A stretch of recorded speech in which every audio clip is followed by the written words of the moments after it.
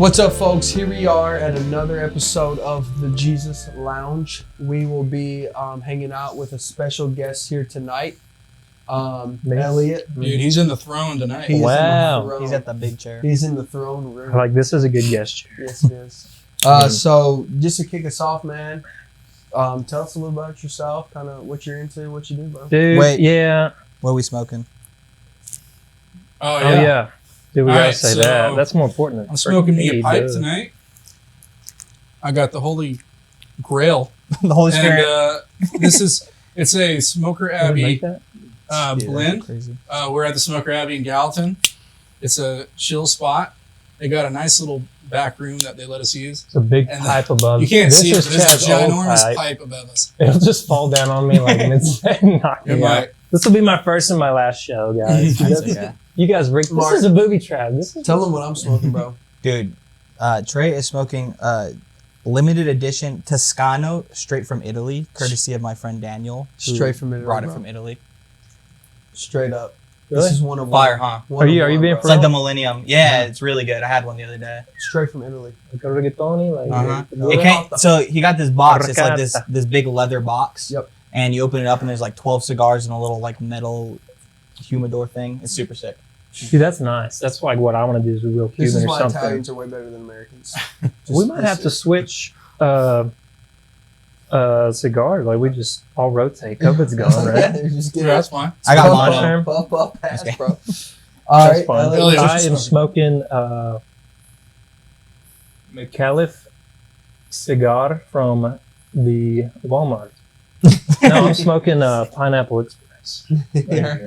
Just a drink. I have no interest in seeing that movie Yeah. ever, I don't think. I've never. still- I wouldn't watch it's any like- you haven't seen secular, that movie? 14 any years old. secular thing. Oh, I haven't Ah, seen Seth it. Rogen, I don't know. Yeah. Come on, bro. One of those Fire goofy- movie. He was good in Donnie Draco. But, that's about it. What you got? I'm smoking Black Label Trading Co. Benediction. It's a limited edition Smokers Abbey exclusive. So Yeah. That's Yeah. cool, dude. So you and me, we both got some Smoker Abbey blends going. we're their favorite. Repping the, yeah. Repping the team, bro. Yeah. Shout They're out. probably to gonna them. not let them do the podcast anymore. It's just gonna be me and you, Chad. Yeah. I mean, Right, dude. shout Oh, out was to that the chance. fire alarm? No. Yeah. Yeah, it always goes off. All right, Elliott. What you got for us? Oh bro? yeah. Okay. So this is kind of going to be bittersweet because it might actually be my first and last ever show with you guys. I mean, you probably wouldn't have me back anyways. Yeah, probably. But either A, I'm going to get killed by this giant pipe above me, and then B, I'm moving away. So, which I can come back and visit. We'll see what happens first. Where you That's moving? what I'm saying. What's going on, bro? Where you going?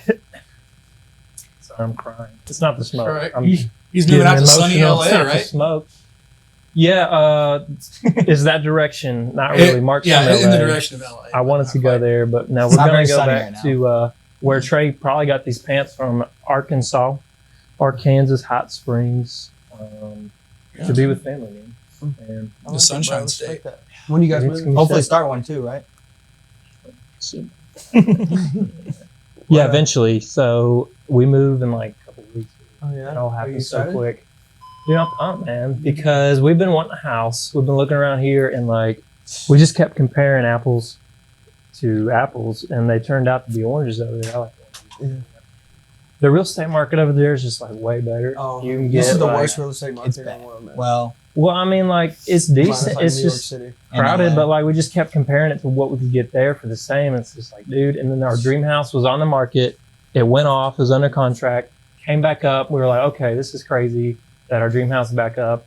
Let's make an offer. Just see, because my timeline was to move next summer, silly goofy. and I was like, let's just see what happens. Hannah's like, yeah, we do it. Hannah's stepfather-in-law, my stepfather-in-law, Greg, awesome realtor. If you ever your realtor, whatever. There's a billion of them. But puts the offer on it. They accept. We're like, holy crap! Next thing you know, we're signing papers, and we bought a house. And we actually just got them Crazy. down Mm. another 10 grand. Congratulations. It's pretty crazy, dude. That's It's a What beautiful originally home. brought you here to Nashville or Hendersonville or Gallatin? The cigars. Smokers Abbey. You guys did. Actually, originally, so I moved here to do media stuff like Chad does, like Mark does, like you guys are doing right here, to do media production. My buddy and I were starting a company, and we got it going. Nashville's the place for media stuff. Hannah can work here because she's a dental hygienist and cleans teeth, which some of you may have seen her. I actually can't say that. She cleaned my teeth not that long Cut ago. that. It's a violation. Yeah. You didn't hear that. So we moved out here to do that, and then things happened. He moved on. I took over the company. Then me and Chad joined forces and do video, fun media, digital. You know, we like the Matrix. Chad and I just go in our office and we hook in, and we're just like, Mm-hmm. You ever seen And the then we social come out. network? Metaverse. that's it. That's We're what we always do. locked in, man. That is what we do. Always. Yeah. Metaverse. We have to talk to each other. No. We just pick each other's computer up, throw it to the ground. What do you guys think And about the fight, see. Elon versus Mark Oh, we need Zuckerberg? that. I can't wait, dude. Coliseum? Cronin. Is that So- confirmed yet? Yeah. They said that they're Cronin. let So him get Elon's there. not Sure it's not happening? 100% yet, but Zuckerberg's in. Yeah, but Elon said that he For the fight? got the Coliseum. Oh, Elon's gonna win, bro. They're gonna have Really? to renovate it, 100%. dude. I don't know, bro. Elon's a robot. He's bigger. dude. He's That's he's yeah, a lot bigger. but Zuck's got that lizard strain. Yeah. I don't know. Yeah, it's like a It's robot true. and a lizard. It's like the monster battle video games. You know what I'm Rampage? talking about? It's like with Godzilla King versus Kong. Robo Godzilla. Yeah, exactly, dude. Yeah. Dude, I'm thinking Rampage for PS2. Oh, And whoever- dude, I don't know the original And Xbox. whoever loses, they have to delete like if Elon he has to delete Twitter, and if You mean X? and X, sorry, formerly known as Twitter, It'd be his X. and then the other guy would have to delete Meta. That would be good. It would be good stakes. I hope think. they both lose. Yeah, that'd probably be best. For So us. is that gonna happen? Yeah, it's. I thought it was legit. They're just trying to venue calls. Dude, that'd be crazy. They could raise a lot of money for charity, is what they're saying, Mm-hmm. and we would know who the next president's gonna be. It's gonna be. Do you guys think they'll ever start torturing Christians at the Coliseum again? Probably. Dude. That would be the start. want- Then they're they gonna want- renovate they it, wanna and they're sell like, "Dude, tickets. we had a lot of good facilities here. We can really get this going." Get some lions. That's what they're gonna do. Yeah. They're gonna think that. Mhm. So the actual Wow. the actual Coliseum's where they want them. Yeah, Do it. in Rome. I saw that. I thought it was a meme. I thought it was a joke. Elon talked to the prime minister and he said that they could do it there. I love Elon. I can't trust. Can't trust him. I would root- I I- thought that was a meme. I thought it was a joke. I like Elon The better, interesting thing you said. but Dude, you know, they're both yeah, kind he of could win. goofy. Yeah, I'm pulling for Elon Robot, man. I don't know. He's pretty good in Iron Man too. Yeah, he was. Like the 10 seconds. All right, Yeah. Elliot. Tell us a little bit about kind of like your faith and kind of what it means to you and where you're at, because that's ultimately how we all met. Mm. And so I recently converted. I believe in the metaverse Scientology now. This is a new thing. Tom Cruise. Yeah. Tom Cruise, Scientology. My faith, man, that's really nice you ask. yeah, bro. So I grew up in a Baptist church. I was born and raised doing that. Southern Baptist or just Technically Southern Baptist, but we moved all around. You see, my dad was in the military. yeah, We man. moved all over. So I grew up in church, got saved when I was 7. But like, honestly, like I was saying at church with you guys, hadn't really come back to it since like college. You know, you go away, you go to school, and hadn't really thought about like the denominations. I just thought like Baptist was a thing. I didn't even know people got paid for doing stuff at church. I was like, oh, everybody's serving here. This is great. Mhm. How they get all these new LED screens and all this stuff, blah, blah, blah. Until I moved here and we came to TMC, and it's like the opposite. So yeah, I mean, I was kind of born and raised. Thankfully, my parents were nice. They were cool. Raised me and my 3 brothers in the church. But yeah, recently it's been a new change. To be like, oh, because when you grow up in church, you kind of get used to a lot of it, and it just gets washed out. It just becomes kind of the same old thing every Sunday, and you don't really think about it. So moving here and being on our own with Hannah and I, being independent, like really kind of makes you open your eyes a little bit more and kind of think about stuff like that, and especially being on this podcast with you guys. Okay. This will lead us into our discussion tonight. You brought it up. Tell us a little bit of your experience with TMC and kind of like, what it is to you and kind of it being different. Like, what is different about it? Well, first off, I think it was you guys, the people, because I met Daniel at a wedding. He was officiant. Very weird wedding, by the way. It was like around Halloween time. I heard It was a about cool wedding, but it was just like, I thought it was cool. It was funny because there was a guy dressed up as a gorilla afterwards that just nice. came out. It was around Halloween. And it was just like a gorilla walking around like right after, I think it was there during the ceremony. I wish I got to say, I think I had to go, but Daniel was there, invited me to TMC, and we pulled up, and I was expecting like, you know, some decent fancy building for churches here in Nashville. We pulled up to the city square in Hendersonville at the strip mall, and I was like, we must have the wrong address, dude. What's going on? Hannah was like, this can't be right. You know, we're like, you put it in wrong.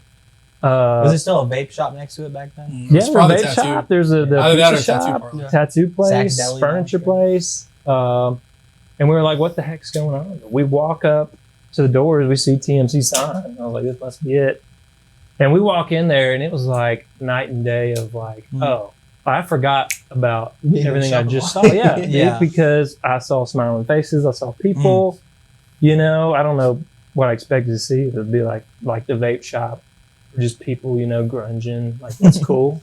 I mean, if they're all just grunging for the faith or whatever, getting tats, you know, that's probably what Hannah thought, because she always gets a little more nervous. But all those thoughts went away, all the speculation, and we walked in there and just met people who could talk to you because it was not too big to be unnoticed. Mhm. You know what I mean? To just blend in, like nobody knows if you're here or not. And it was really cool to, you know, get to talk to Pastor Daniel. Pastor Daniel knows most people's name. Like, that's crazy. You even at my church in Arkansas, the pastor, like, he didn't know everybody like at all, because they were like, I think they were like 5,000 capacity when they're full. I mean, it's pretty big. Yeah.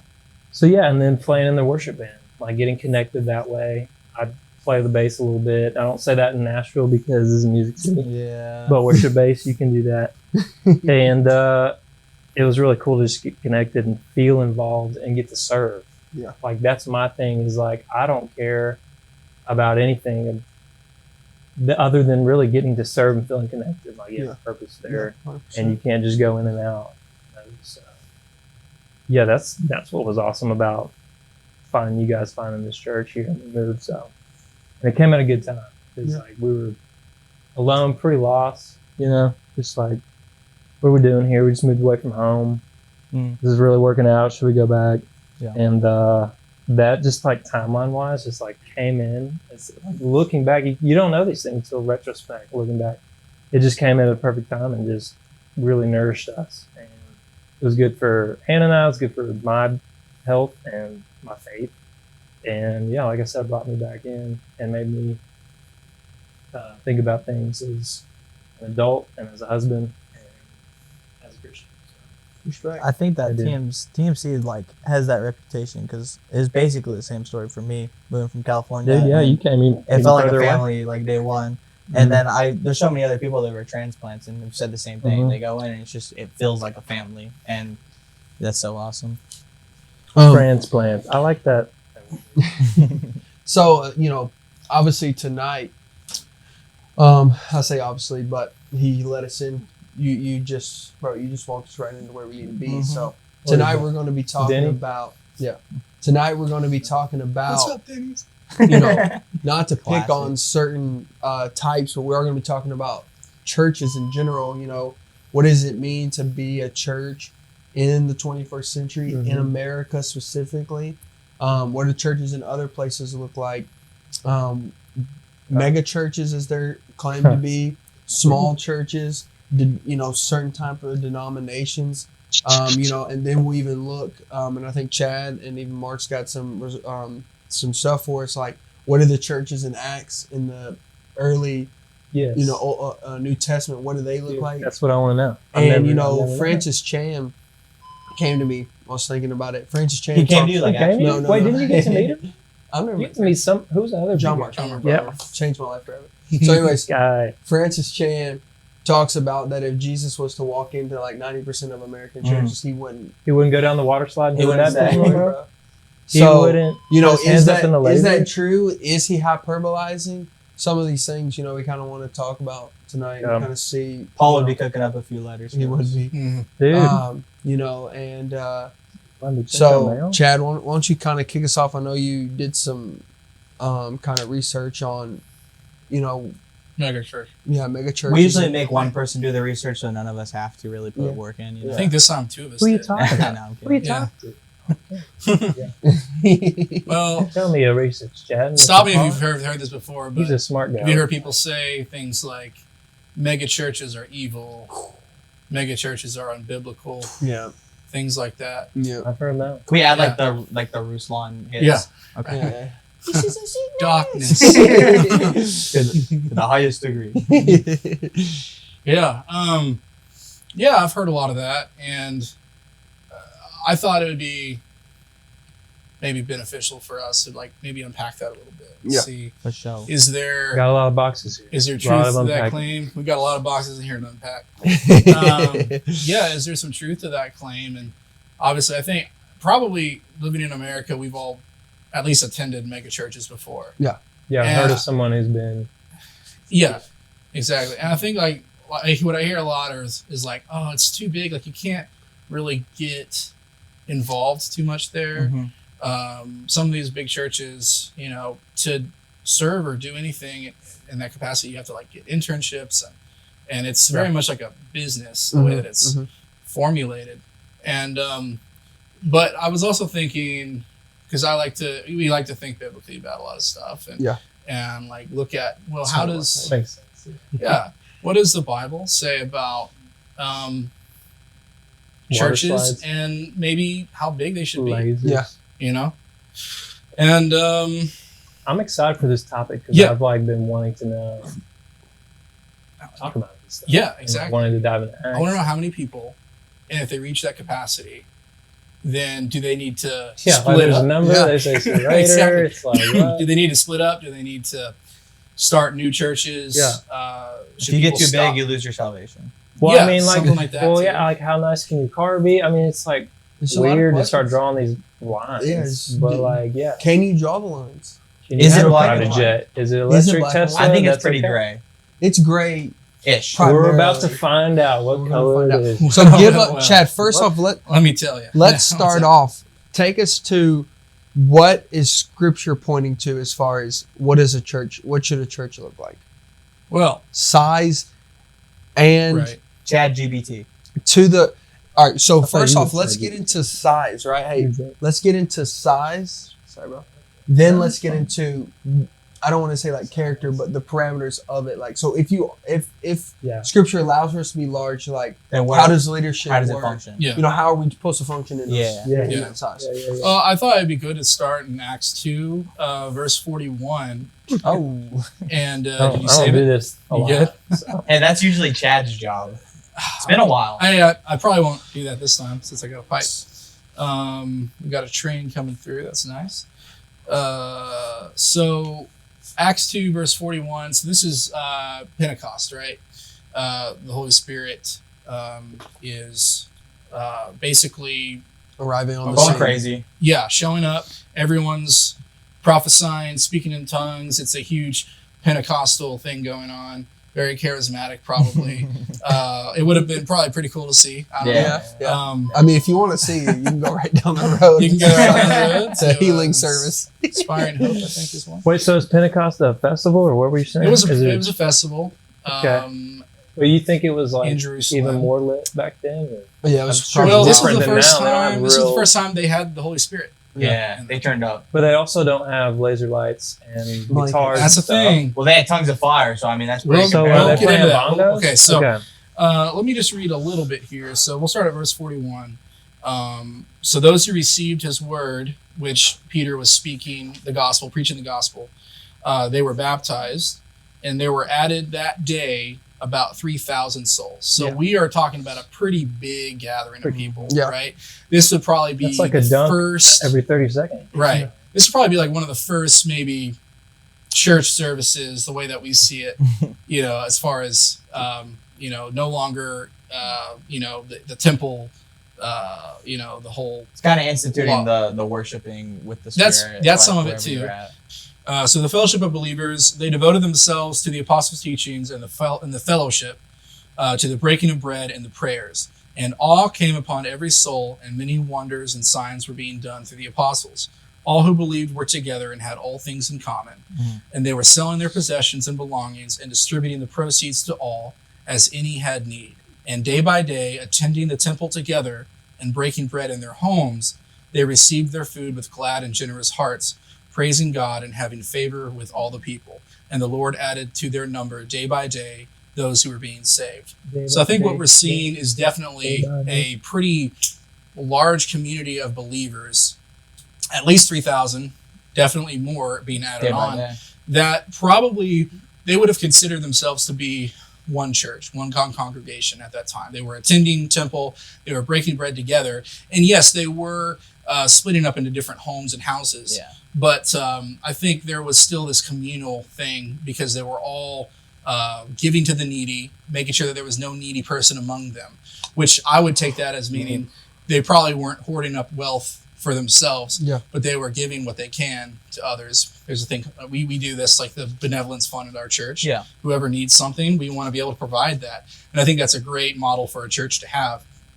And so it seems like early on, there isn't really, and this is just like the first like account of it. I'm sure there's other verses we can look into that talk maybe more about the logistics of churches and the staff of churches and how that's separated. Okay. But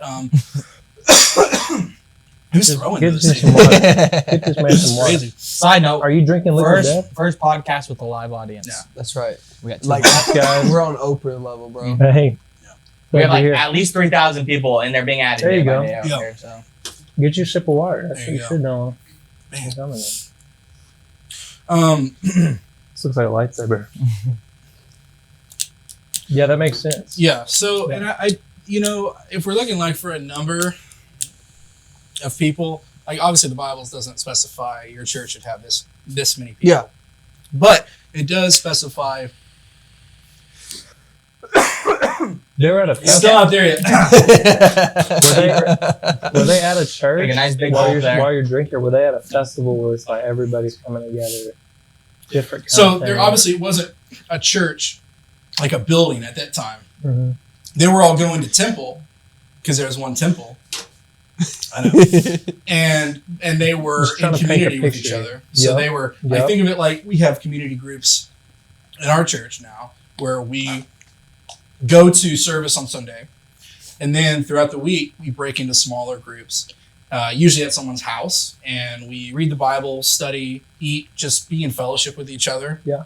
And so that's kind of a way to still make sure, even though there might be a lot of Christians on that Sunday service, we can still break into smaller groups and be intentional with each other. Make sure needs are met. Yeah, because that's hard to do with a huge group of people. Yeah.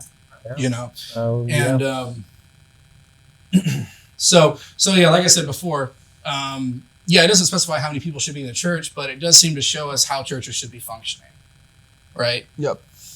Communally, giving to those who are in need. Who are in need. Yep. My favorite part here is where it says, "And the Baptists separated, and the." Yeah, I know. It's the next chapter. So that's where we get. It's very quick when it happened. Yeah, exactly. Yeah, they didn't waste any time. Yeah, I mean, it is interesting to think that like they're one body, they're worshiping together, but then they are meeting in houses individually, and I think that's were they referring to baptism? So a couple things came to while you're talking. Right? Yeah, a couple things. One, so once again, I'm not going to advocate or be this poster child for small churches, but I'm going to lay a couple of things out that would make sense that the best way to operate is within a small church body. So one, there are more Christians in the world. Now, let's say if we took all 2 billion of us, in totality, there are more people operating within small, reclusive home or small building churches than there are people operating in mega churches. Yeah. So I think, Pastor Daniel was sharing the statistics. Okay. No, I wasn't going to bring those up. So percentage-wise, I'm trying to remember now. He said, I think out of all the churches, like churches that are more than 150 members is like 30% of like all churches in America, and mega churches it's like 2,000 or more, 2%. Yeah. So that's first thing. So the major totality operate within a small church. Yeah. That kind of vision. Secondly, small churches operate like that because in most areas, Christianity is not favored by the general public.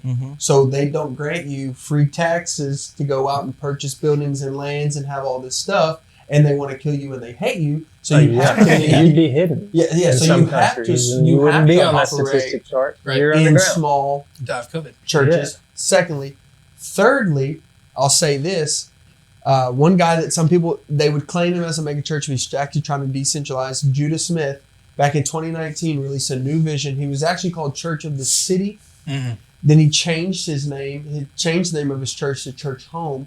And he cast a vision in about November of 2019. The reason I know is because he had a vision casting meeting here in Nashville. I went to it, met with him about it.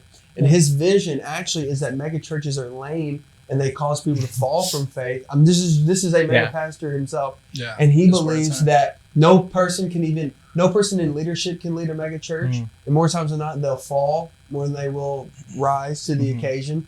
So he wanted to start a church home, and he wanted to create content that would help disciple people, but then he would then pick leaders who would hold churches at their house. And Church Home now, which is funny because a nationwide, worldwide pandemic hit the world a couple months after this. So he got that vision before. He got the vision before that. And everyone called him Satan and the devil, and he was an idiot. And then for a year, nobody could go to church. And then Church Home was the fastest growing church in the world because of what he had put together. Francis Chan did the same thing. Yeah, Francis Chan did the exact same thing. He literally... I hate it when we jump to this animosity, I know. We'll get back. Yeah, we'll get back. We'll get back. So, and then lastly, with small churches is... I feel like if we're going to evangelize, especially in America, it feels more real and it feels more hands-on for a believer. Like if I go to a large church, right, that has cool music, right, that and it feels kind of like, oh, this is like anybody can come in, and the mega churches understand now. They have a nice restaurant, pancakes, so they understand that they're going to have people that don't always attend church come, which is not a bad thing. But you can then go out and instead of evangelizing, you can say, hey, you should come to my church. Super consumable. Everyone's chill. You can just come sit up back. That's your evangelism. That's your evangelism. Check it off. Get some pancakes. As a small church, though, you can't really do that. You have to go You have to go on evangelize. You have to have conversations. Do you think before those churches were mega churches and they were smaller, do you think that there was some successful evangelism that got it to the point where it was, and then they just like pumped the brakes and said, okay, now we're at a point? Yeah. Because obviously the church grew at some point. Well, I think, too, one thing, people who are naturally good at their job naturally want to grow. Yeah. I mean, if you started a media business and you had 20 clients, you'd like to have 2,000. And we let that vision and we let that part of us enter the church. I mean, when I interned at a mega church, I'm sitting at this meeting and I'm asking questions, trying to get a wrap on, hey, I would like to do this and I would like to do that. And I feel like, maybe this. And the guy stuff, he's like, hey, what you don't realize is this is a machine. And I was like, brother, this is not a machine. This is a church. So like, if we build a church to that point, we can't lose it being a church and turn it into a machine where we try to like I remember I was in the same intern. They would go and watch TED Talks and do these leadership summits, and they would learn from Disney on how to, like, when you walk into Disney, it's all about the experience, right? Where's the Disney logos placed? Where's the food placed? Where's the smells coming from? So where's this? So it was like we're now mimicking Disney to attract people rather than mimicking, Jesus Christ. Yeah. And I'm not saying all mega churches do that. I'm saying as we scale and grow, our natural disposition as people is to try to build it into that. I think that's good because like we neglect discipleship so much. Where like Jesus had thousands of people following him, right? He fed 5,000 people on a hill, whatever. But he had 12 disciples. Yeah. And I think that if you're shepherding people and you have too many people and you can't shepherd everyone, that becomes a problem, which is why we have elders and overseers and things, right? But I think that the problem I have with a lot of mega churches, and this is the thing too, it's easy to generalize. 100%. There's a lot of big churches out there, I'm sure, are doing great, honoring God, right? 100%. But a lot of them, if your main focus is to grow and not to shepherd, I think that's where it kind of becomes a problem. Yeah. Because if you're not pouring into the people, you're just gaining numbers, then no one's really like having their faith built up to the point where they can go disciple other people. Yeah. It's just checking off. I went to church Sunday, I'm good to go. 100%. Can we unpack that a little bit? Yeah. I want to talk about some of the pitfalls that come with that, because I think like what you're saying, generalization. Like, I don't think it's necessarily correct to say that church size alone is an issue. No, it's definitely, I would say, like leadership of that church. Well, see, that's what we say that when we talked about the animosity. Like, we could say when we're saying the term mega church, we're identifying it as these certain indicators, right? An official mega church, I think, is 2,000 members or more. And they're operating like a machine. You definitely yes and no. Huge. I mean, like, the official term of a mega church is 2,000 members or more, but most of them turn into a machine or a business because you have to when it's that big. Pastor's got 3 chains, water sliding to the baptism, LEDs. They all have a coffee shop, sells their own coffee, pancakes, and things like that. But let's talk about some pitfalls of mega churches that I think, because of the size of the church and the way it operates, these can happen, and it can happen without maybe them even knowing it. But you were absolutely right. I mean, crowd size. I just wrote down, if you notice, you're right. Crowd size becomes the goal. The crowd size instead of the discipleship, and that's absolutely correct. Jesus, he had his 12 disciples, and I think obviously he's, he expected a lot out of his disciples. Like, they are not just. They didn't just show up on these days and like hang around and like watch what he did. They were active. They were given authority. Yeah, and he gave them things to do. Exactly. And I think having a church that is only focused on crowd size can lead to very kind of watered down sermons that don't really very shallow dive into the depth of the Bible. Definitely. And it also causes a bit of cultural sensitivity, but the bad kind, meaning like they can bow down to culture rather than bow down to God. They want people to show up, so they're not going to talk about politics. They're not going to talk about abortion. They're not going to talk about LGBTQ. Like, all of these things. It turns into like feel good prosperity. It turns into like Joel. They're not going. They do stuff so that they don't lose people. Exactly. And if you're doing stuff so that you don't lose people, you care more about numbers than truth. And that's why people like Joel Osteen or Carl Lentz, when they go on these talk shows and they ask him, is it hard? Is it a sin to be gay? They don't answer that. Joel just texted me. He's watching his live. Oh no! Just kidding. It's my wife. That's your wife? Oh my gosh. His dog. Okay. Yeah. I'll tell you about that later. Benji? Hannah's new doctor. Dog has cancer. So okay. Didn't say dog. I'm sorry. So I'm sorry, man. But I thought it said he had cancer. Oh. Fresh free dog, Dr. Tom. It's a dog that has cancer. Yeah. Yeah, and I read that wrong. I mean, it's not good, but it's. I thought he had cancer. Wow. I was like, wow, you like it when dogs get cancer? All right. Yeah. I'm sorry, Karen. Yeah. Now, I also was curious about what might be some pitfalls for small churches, and I think that there are some. Yeah. I think that there are. I would say, I'll chime in. Yeah. Number one, resources. Dude, are you reading this? Are you cheating? Yeah, resources, What do you think about maybe lower standards? Not that they don't care, but like you said, resources, they don't have as many people. So sometimes they just have to use the people that they have. Yeah. And maybe the people that they have aren't really the like best. Me. Yeah, I wasn't the best base. It's like throwing you in to watch the babies. Like, I think you don't want that. One pitfall you don't want me watching is like judging. Because I've been to small churches where it's like, we're doing it right. That's why we're small. Everyone else is doing it wrong. And we're sitting here talking easier about to see pitfalls, people's actions. But if we're like, our first instinct is to judge people and say they're wrong because they're not us. Yeah. I think that becomes an issue. And then or they're not saved. And like we should never be judging other people's salvation based on things like that. Well, and that's easier to do when there's less people and you can focus on who's there and see what people are wearing, whatever, instead of a dark, big church where people come and go. Yeah. I think we should also always strive for excellence. And this is like a big thing where it's like, okay, we're not here to put on a show. We're just here to worship God. And it's like, don't we want to give God our best? Yes. So if people are like, they're like lacking on music and like maybe they don't have the people or the money or whatever, but like if they're purposely not trying to make their music better, if they're purposely not trying to make their sermons, or I want to say production, but just how things are ran, because God is a God of order. I think that's giving our first fruits and our best to God. And I think that aspect is really important. Yeah, I think that's being good stewardship of the position that you're given. We're just trying to glorify God with all we do. I also think, and we can see this in big churches too, but I get what they mean when they say this about small churches. I feel like sometimes small churches, and I don't think this is how it is at TMC where we go, but I think I've been at churches TMC has no flaws. Like this. No, we do, and that's why I love them, man. First thing you got to know about us is that we're perfect. We're perfect. Is maybe we feel comfortable with the size of our church and we don't want to bring people in.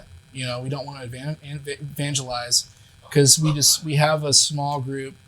We're comfortable with it. Mm-hmm. We'd feel uncomfortable if we started bringing more people in that we don't know.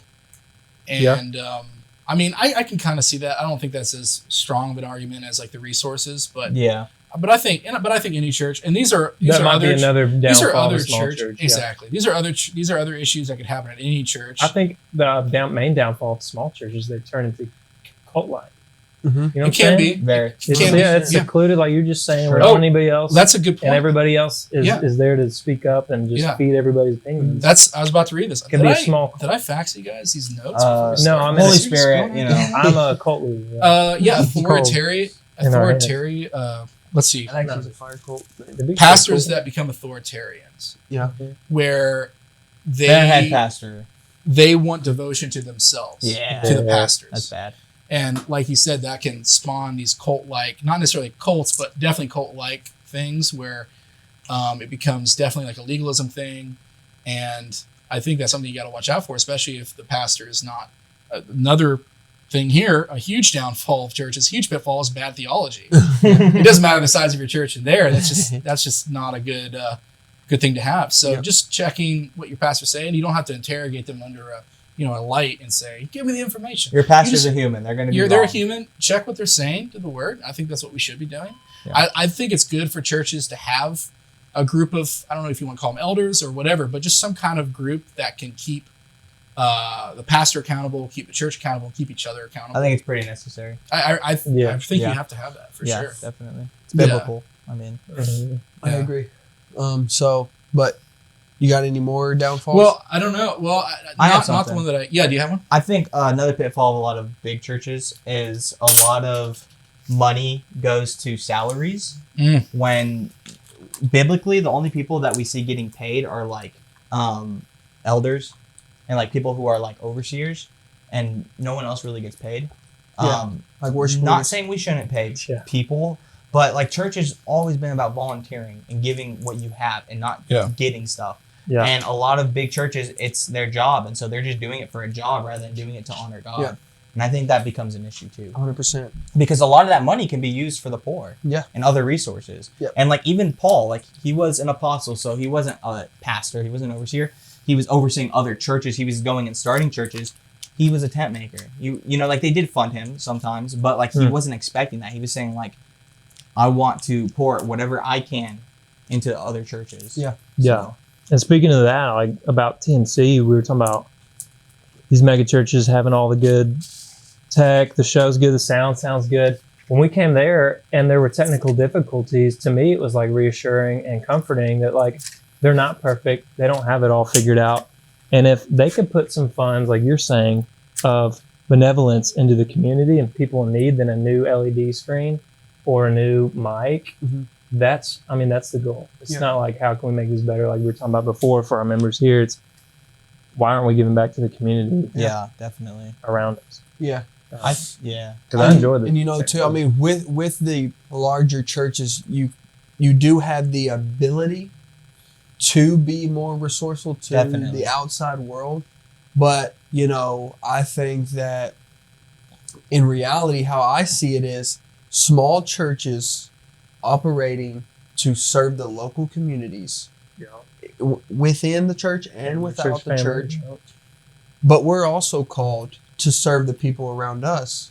So James writes, who gives a flying crap about any of all the other stuff? The perfect religion is for you as a follower of Christ to serve the elderly, to serve the widow, to serve the poor. Yeah. And so, does your church call you to do that, whether it's large or small? And even more so, we're in a place where we can position nonprofit organizations to be the hands and feet of Christ. So even if we're operating within that small church mind frame, we can join forces with nonprofit organizations. So I still think that you could mix the idea of trying to grow to be resourceful, because as a small church, you could still accomplish the mission of Jesus Christ to be the hands and feet. And there's a million nonprofit organizations out there that unite with Definitely. small churches to like I said, be the hands and feet. So I did say it is a pitfall, but at the same time, it's a small hiccup that can be overcome pretty easily. This is one thing I've been thinking about lately, is that we act like church. Okay, so church, we think churches are buildings or institutions, when like the church is the people in the Bible. And so we get that wrong a lot. Like the church is just believers, people who are united in Christ. Mm-hmm. One thing, and we'll call churches as like buildings, so that's how we refer to them. Churches don't do stuff with other churches, and that's a problem. Mm-hmm. If you're a small church and there's another small or big church, and you guys can team up and serve the community, team up, bro. That is unity in the body. Okay, so denomination aside, whatever, it doesn't matter. Let's transition. Yeah, you're right. They don't even. So we're seeing the dichotomy of a large church and a small church. So even within that mind frame, as you're alluding to, where do denominations come into play? Can we leave those? Can we just leave those for good, and start to join forces, or are denominations, are they good indicators of like your statement of faith as a group of believers? Because we don't see them, we don't see a denomination mentioned. Dude, this is so hard. This is so hard because like I've been thinking about this a lot. I am not a fan of denominations. But the other thing is that non-denominational churches become a denomination often. Like they're known to be non-denominational, and it's their own denomination. It's basically like it's just Baptist. It's like Baptist, drink liquor. Yeah, it's like freedom Baptist, but not as strict. Yeah. I don't know if it's possible for us to leave denominations behind, but it shouldn't be a defining factor. Yeah. I think what denominations are now is you can go to a church and know pretty much what they're going to believe, essentially, based on that, like a generalization. And so, like, if you're looking for a church that might be doctrinally or theologically sound and it lines up more with that denomination, you're probably going to seek those out. If there was a way to get rid of them, I think that would be the best thing. But I don't think that's where we're at, and I don't know if that's going to happen until... I think that can happen if we get persecution. Yeah. If we come to the point where Christianity is illegal, all the fake Christians are going to go. Yeah. I think mega churches aren't going to exist anymore because we're going to be hiding in homes. It's going to be like in countries where that's illegal. Yeah. Mm-hmm. I doubt people are in like, I mean, I could be wrong. I doubt people are like hiding for their lives in Iran and be like, let's go meet at this person's house. Oh, they're Pentecostal. Never mind. Like that's not their mindset. Yeah. They're just looking for believers. Yeah. Right. Yeah. And I think we might get to that point if I think we're going to get persecution. I think the church is really going to come under, especially in America. I think it's going to be refined, purified. You think so? I like that prediction. Yeah. As far as what? Not to the point of it'll become imprisonment. Illegal. I think so. It would take a long time. We may not see it. I don't know, dude. Like indoctrination's rapid. Like just think about over like just our lifetime. The things that have happened, things that have become acceptable, the things, dude, there are people like in other countries, like even just like in the UK, people are getting arrested for praying in their minds by Planned Parenthoods. What? And that kind of thoughts, like, dude, like where words are violence, hate speech, this kind of stuff is getting really popular. People getting canceled. I think like if you're speaking up against homosexuality, other sins, like other things, you're going to be in trouble because it's hateful and you're causing people harm just by your words. I think that's coming soon. Yeah, maybe that I think that should be y'all's next episode. That's a whole topic in and of Persecution itself. the American church. But Mark brought up something I wanted to ask you guys. We're talking about mega churches, small and big, denominations. I think we're mainly talking about the United States as a country, because the freedom we have here and our history has opened up a plethora of denominations, and we can do this. The mega churches can be big or small. I feel like there's nowhere else in the world where you get such a variety. And the freedom, it's like a little kid in a candy store. Really, you can do whatever you want because we have the freedom. 100%. So you can be whatever denomination. And instead of like looking to the Bible and remaining on what Jesus taught, people pick and choose, oh, well, we believe this, so we're going to split because you think you can't dance on Sunday. I think you can dance in church, blah, blah, blah. I mean, yeah, we have so many churches on every corner, but I've all split up. And I wanted to ask you guys, like, the history of the United States and the now up, like Daniel says, up and to the right, it has become a business model for churches because that's just how you do success in America. And I think that's like where the focus is with these conversations, because that's where we get these big mega churches where, like we're talking about stereotypes, we get all this stuff intertwining, is because we have the freedoms here to do so, which is a blessing and a curse. What do you guys think? I think it's consumerism in America. Consumer, yep. We go to church thinking, what can they do for us? What can they offer us? Yep. And that's very much the opposite mindset we should have. Yep. We should be serving the church. Yeah. Yeah. You're totally right. All right, so here's a hot topic debate I get into a lot. On What is the parameters for a church leader on getting paid? It's a good question. And well, my friend, I was talking to him about this before, and he had like pulled up scriptures. You guys talk, I'll find it. I mean, it's enough to, if we just talk number, I mean, like, well, it's not anything you just define like that. I mean, first of all, I think when people think of that, when you talk about should, like, our pastors getting paid, how much should they get paid? Most pastors aren't making the money that these celebrity pastors are making. 100%. That's the fringe. Average salary of a pastor in America? It's probably only like $30,000 or something. It's probably super low. So, well, that ties into what you said, consumerism. Like, we all need all this stuff. Do we really need new shoes? And that's deep, and we don't. Honestly, we do not. We don't need. These mega. Well, I'm saying these celebrity pastors get the most. But now we're getting into most eyes on them, right? It's looking like. Well, no, billionaires do too. The socials now, like, they don't want Elon Musk to have this. They need to get back. I mean, it is a question of wealth. Like, why should you get this much? Yeah. And that should especially be a question for pastors, because why do you need a private jet? That's you don't need a private jet if you're serving your community. You can walk to your neighbor's Most pastors house. Don't have a private jet. Yeah. I think that's skewed a little. Why do they need the nice sports car? Most don't. Like, what I'm saying is that we're talking about. Okay, what are you saying? Did you find it? Why do they need to wear a gold chain on? What I'm finding, why are they needing the Jordans? A lot of this is saying it's higher than. I'm not asking you. I'm asking people. Like, on average, it's looking like. Let us know in the comments. It's like 70 to 80,000 on the low end. Some of these are saying like 35,000, but it's rare. Most of them are saying like anywhere from like 50 to 70,000 on the low end to like 110, 120,000. Okay, well, you aren't buying private jets on that. I think that's what we see. We see the pastors with the $5,000 shoes and the golden chains and I agree. I don't think they should be doing that, but I also don't think that's a good representation, a fair representation. Yeah, I of don't pastors. think so. But it still begs the question, like we're saying, where do you? Well, and the question, so like I was in conversation, and it says, the guy asked me, he says, why does a man who is, doing this line of business, right, serving the kingdom of God, being this, and I have arguments for why they should get paid, and people want to present arguments for why pastors shouldn't get paid anything. They're doing the Lord's work. Why are they even accepting $1 for it? I think that Definitely be paid. I think they should be paid primarily because everybody's time is valuable. Yeah. This man, a pastor, is Their forfeiting families. time, Yeah. his personal They gotta time eat. with God, Mhm. his time with his family, his time.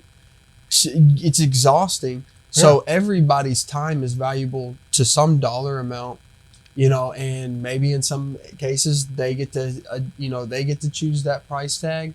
But I do think it's fair to say that anybody to that capacity. Now, a worship leader probably shouldn't get paid because, like, you could go and be a professional musician and do this on Tuesdays and Sundays.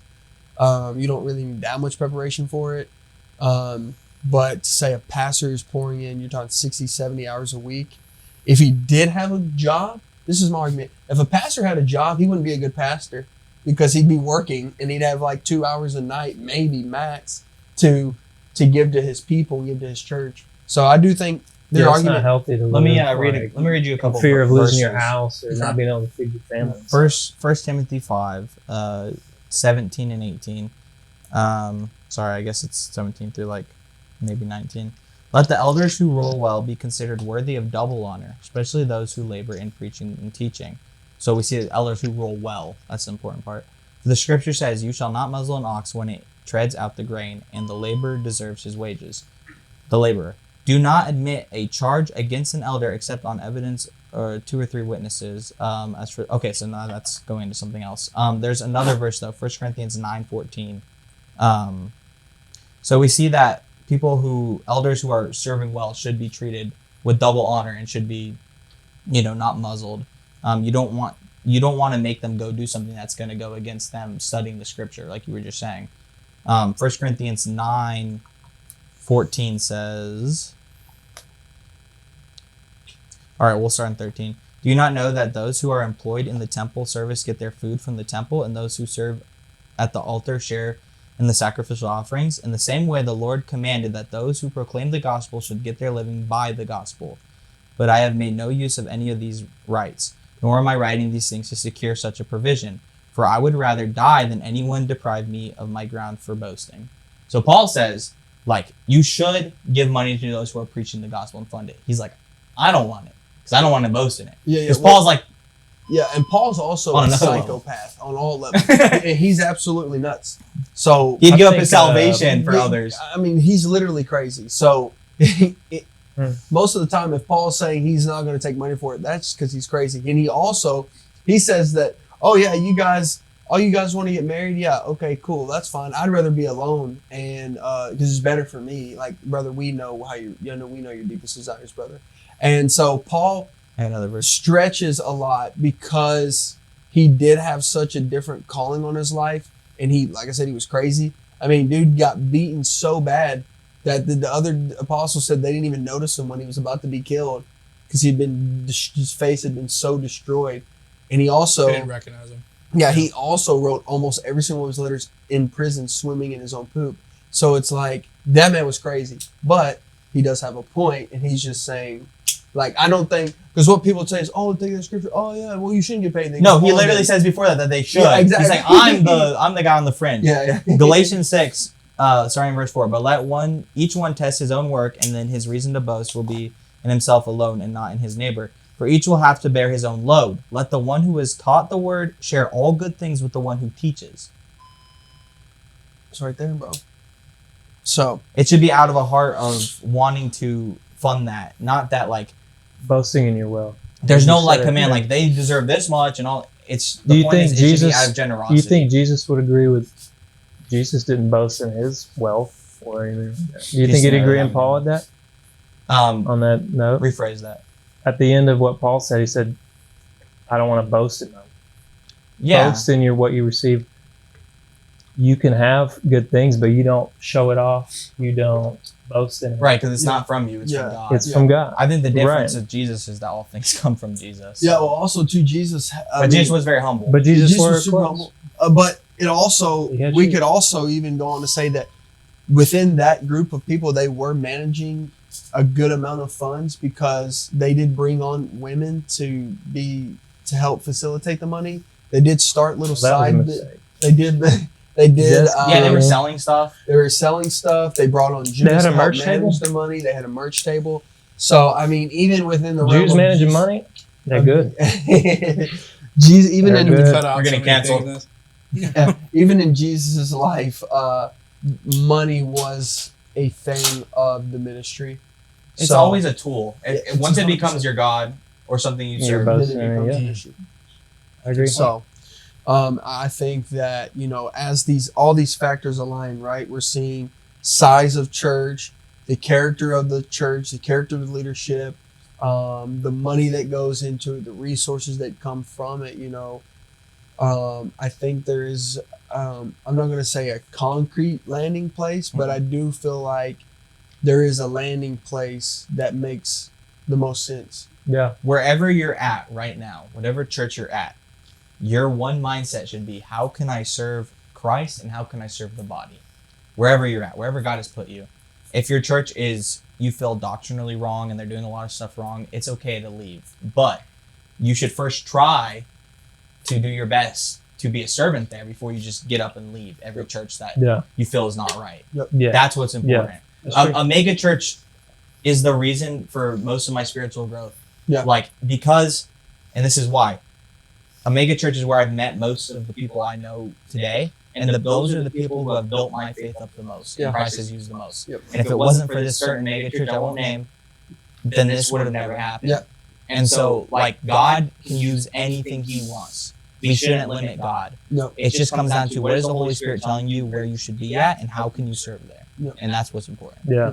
Well, who said, I think we were all saying earlier, when your church is in community with one another, most everybody's not too big where you miss who's coming in and out. It's easier to not just hold each other accountable, but to be there and keep track of that and see how people are doing. And if someone did have a problem with overspending, you would be like, hey,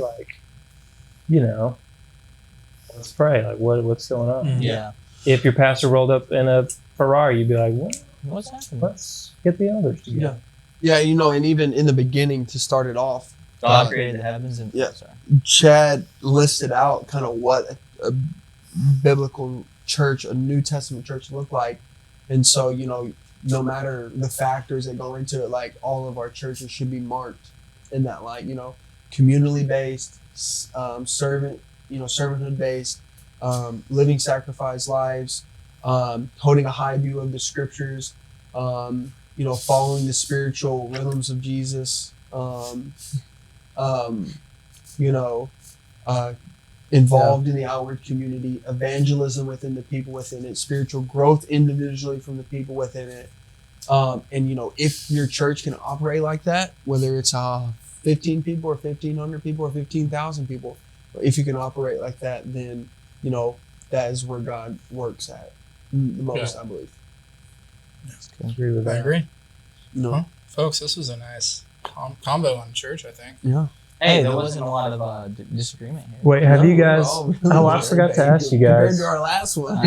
So this is a good, not homework assignment because I'm not recommending it, but y'all should watch it. Righteous Gemstones on HBO. Uncut Heard Gems. about it. Uncut No, Gems. Righteous Gemstones. That's what Danny McBride, John Goodman. Mhm. Dude, it's raunchy and there's a lot of vulgarity and profanity, and it's it's funny sometimes, but for painting the picture of the mega church and these crazy pastors and stuff, dude, it's so on the nose of these churches that are just so out there, that are in the smaller percent, right?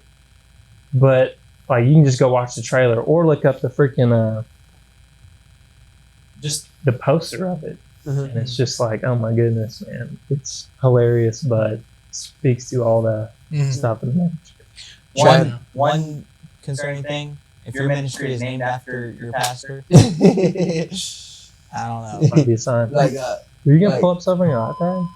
Nah. yeah. Oh, that was on your phone. Chad, any closing thoughts? Well, I liked what Mark said. Honestly, how your attitude towards the church should be, how can I serve the church? Yep. I think if you're doing that, can't go wrong. Final thoughts here. What do you say? How do you respond? I don't need to go to church. I can have a relationship with God. Impossible. You can have a relationship with God, but you can't have a relationship with brothers and sisters in Christ, and that's what all of and that's First heaven, Corinthians bro. is about. That's heaven, dog. Like heaven is Jesus Christ and His people united. You're not going to experience God's love any better, I think, than with the church body. Yep. Just like we do. This is how they will know you're my disciple, John 13, if you have love for one another. Yep. If you're at home and you're live streaming all your sermons, and you're just having your personal... We No live in connection. an individualistic culture, and that is what not it the can model even that do God more created. so Live in a is society. what it even do more so is you it not forces you, but the love of Christ you talk about. You have to forgive people who don't deserve to be forgiven. You have to look past people's sins. You have to be in community with people who are really weird and you don't People you don't like. You can be friends with them outside of church. And you know, yeah, seriously, bro. Church not only We're lets friends us in be real life. loved by the community and to see God's hand at work and to serve, but it also allows us to really put the gospel to play in our lives because God calls us to love everybody, and that's specifically our brothers and sisters, and it's tough. And being in a tight knit, seriously following Jesus community forces you to do it because I've had to do it a lot. Dude, absolutely. No, so Yeah, I mean, you that's you like... can't follow God at the crib. I'm telling you. No, dude, you miss that connection. Like when we came to TMC, I felt the love and could be noticed, and couldn't I've been to churches in Arkansas where we just went in so big, nice people there, whatever, but like they wouldn't know if we weren't there. And when we came to church, we would have people that noticed when we're gone. Hey, are you okay? You sick? Like, what's up? Praying for you. And then there's that connection. You can't just do sermons from home. You got to be. I mean, we're made, I think, in God's image in that way. Yeah. Walking into TMC the first time, I don't know. The How was your first time? Experience was just out of this world. And speaking of out of this world, aliens. Aliens, man. Where are they? What are they doing? Are they here? Is that next episode? That's next episode. Dang it, dude. They're right Is here. space real? They're right Is here. the Earth flat? Yeah. It is round. Look at my shirt. Next episode will be solely aliens, flat Earth. What is the North Pole? What is the South Pole? And what is the truth, bro? Did the CIA invent the word conspiracy theorist? Maybe y'all gonna get for that. Find out next on Skinwalker Ranch. Yeah. Oh, So, real man. Fellas, this was a great It combo. was. Elliott, man, we're glad to have you here Hey, for your first time and your last time. can I show you my show and tell? Oh, that yeah. I brought? Is this for the, Yeah, it goes in with the mega chair. Yeah, Okay. All right, you guys ready? All right. Just hold. Drum Just roll. stay there. Close your eyes. This is a new segment. Oh. Oh, All right. This is what I'm wanting to start at our new church. It's gonna be a big old mega okay. church. He's just full on setting up a projector right now. Hey, he might have. Are you guys ready for Yeah. prestige? This better be a smoke machine. Yeah. Laser lights. Worldwide? We don't need any more smoke here. Yo! We don't need smoke machines. Can you get it like right here? Oh yeah, dude. Move it over. Put it in my eyes. Dude, just wait for it. Oh my gosh, this is gonna. All screw right, up. guys, this is our new church. Come check us out. What's up? Are you feeling down? Are you feeling lost and out? We're gonna save you today.